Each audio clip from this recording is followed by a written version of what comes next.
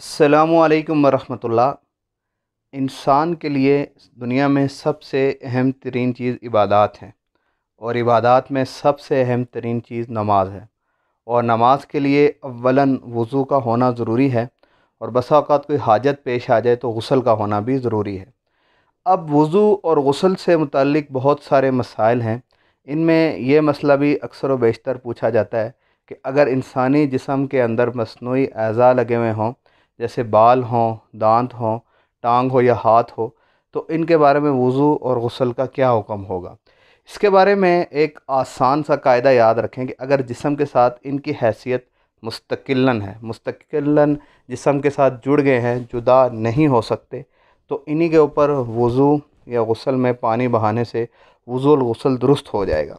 अगर ये जिस्म से जुदा हो सकते हैं, ख़ुसूसन दांत और ये जो सर के बाल हैं, तो गुस्ल के अंदर बालों को उतार कर सर का धोना ज़रूरी होगा, क्योंकि हो सकता है नीचे पानी ना पहुंच जाए।